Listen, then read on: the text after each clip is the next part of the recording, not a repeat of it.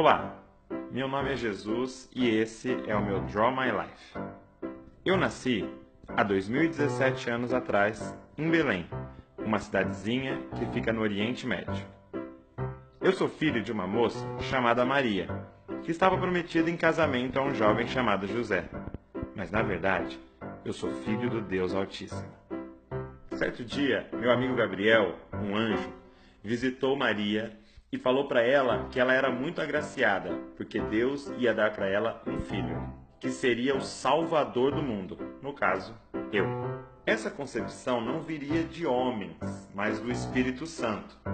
Agora, imagina só como José deve ter ficado confuso quando descobriu a gravidez, pois ele nunca tinha se deitado com Maria. Só que ele era um cara muito sensato, até por isso que Deus o escolheu. Então ele pensou, vou deixá-la sem que ninguém saiba, para que não haja um escândalo.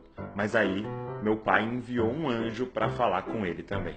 A partir daí, foi só alegria, pois José e Maria sabiam que eles estavam sendo um canal para trazer ao mundo Emanuel, Deus conosco. Maria já estava bem no final da gestação, quando meus pais foram fazer o recenseamento na cidade natal, em Belém. E minha mãe, que já estava prestes a ter o bebê, começou a procurar um lugar nos hotéis, nos hospitais, mas estava tudo lotado.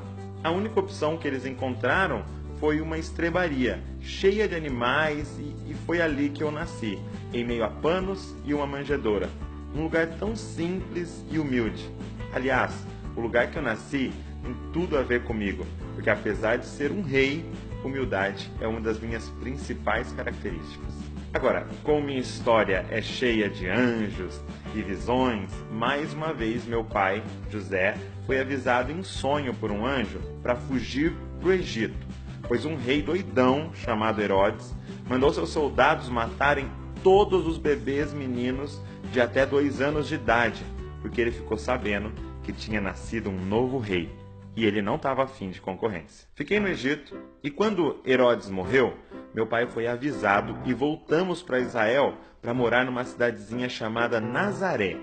Assim se cumpriu o que os profetas tinham dito, que eu seria chamado o Nazareno. Eu fui crescendo, forte, saudável, cheio de favor da parte de Deus e rico em sabedoria. Desde muito cedo a sabedoria era algo que chamava atenção em mim. E aí chega a parte mais importante da minha história. Meu primo João era um cara fantástico. Aliás, dos nascidos de mulher, não houve ninguém maior do que João Batista. Ele estava no Jordão, um rio, batizando as pessoas. Aos meus 30 anos, eu fui me batizar com ele e lá aconteceu algo muito especial.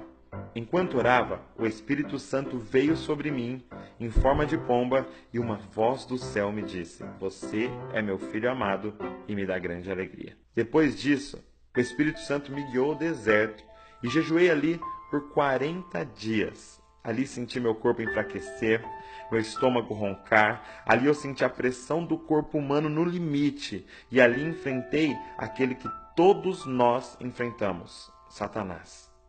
O tentador veio, mas através da palavra de Deus eu o venci. Ele veio me oferecendo os valores que ele implantou desde o início, mas como meu reino não é deste mundo, escolhi viver minha vida com valores superiores.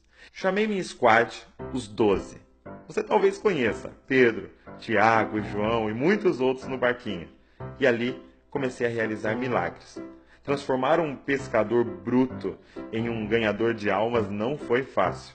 Cobradores de impostos em discípulos também não. E fazer deles os homens que dariam início ao plano do meu pai de salvar o mundo foi um grande milagre. Aliás, no decorrer da minha caminhada, realizei muitos e muitos milagres. Comecei transformando água em vinho, fiz cegos voltarem a ver, coxos andarem, muitos que estavam possessos foram libertos. Se eu fosse contar todos, não daria para pôr tudo num vídeo. Então, se você quiser saber alguns, está tudo escrito lá na Bíblia. Mas meu intuito nunca foi apenas fazer milagres. Junto deles, eu sempre trazia a mensagem do meu pai. que era que ele amava as pessoas, que ele tinha criado todos eles para se relacionarem com ele, não apenas com regras. Meu pai sempre quis habitar com o homem.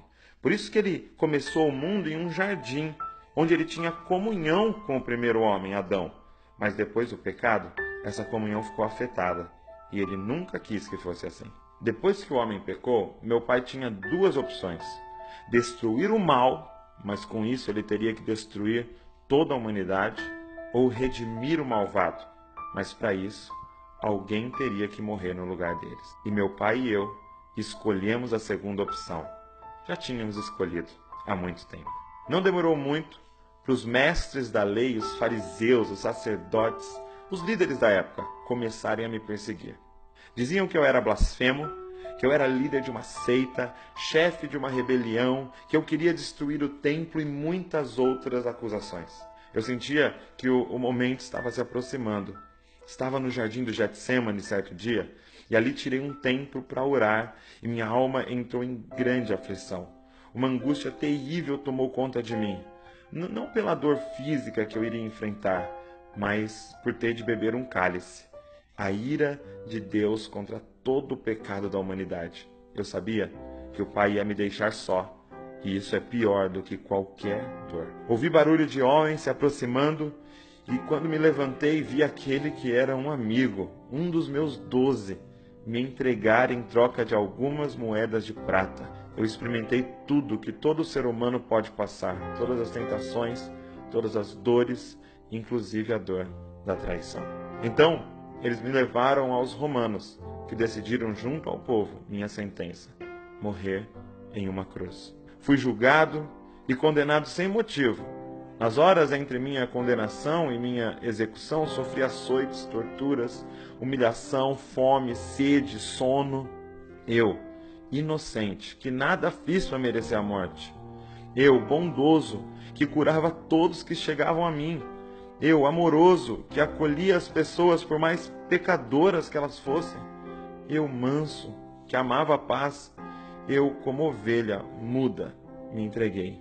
Fui pendurado naquele madeiro, naquela cruz. Eles pensaram que estavam me calando, me matando, mas na verdade, eu mesmo me entreguei. Me entreguei por amor, me entreguei por você, me entreguei para salvar e reconciliar o mundo com meu Pai. Depois de 3 dias, a morte não pôde me conter. Ressuscitei, mas não com o mesmo corpo, agora com um corpo glorificado, que não experimentaria mais morte, dor, aflição, e ganhei um nome acima de todo nome, e todo aquele que crê em mim não morre, mas tem a vida eterna. Eu sou Jesus Cristo, o caminho, a verdade e a vida, e ninguém vem ao Pai a não ser por mim. A maioria das pessoas acredita que o ápice da minha vida foi ter morrido na cruz. Mas aquilo foi só a parte necessária para que o maior propósito do meu Pai fosse cumprido.